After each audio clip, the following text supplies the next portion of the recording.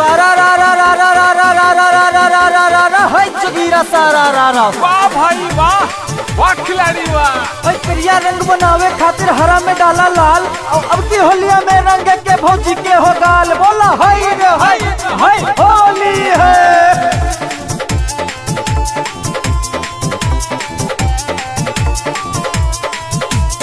कादे बलाल गल जानी लदेवरू,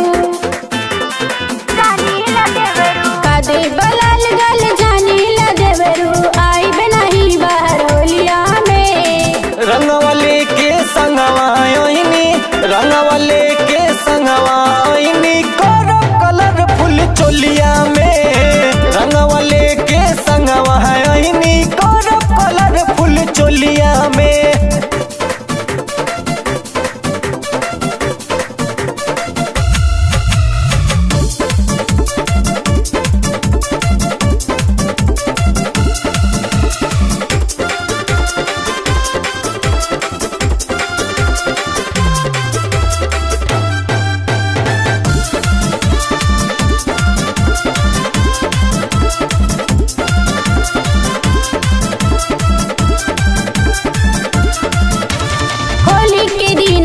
फागुन महीना बा सुनाए देवर तनिको सहीना बा। भरल पिचकारी बा पूरी तैयारी बा, खेलिए नी गौवा में तोहरे अब बारी बा। जनिया बा तू अंदर के बड़िया में, रंग वाले के संगवाइनी, रंग वाले के संगवाइनी करो कलरफुल चोलिया में। रंग वाले के संगवाइनी करो कलरफुल चोलिया में।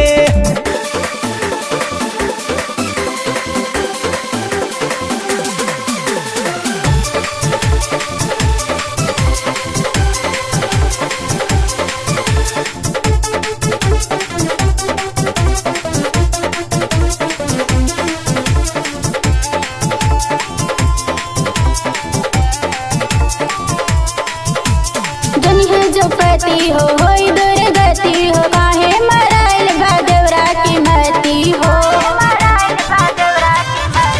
गोलू तिवारी हो खींचा न साड़ी हो, डली है कलर दिन दयाल तिवारी हो। रंग डाला न देवर तू सड़िया में,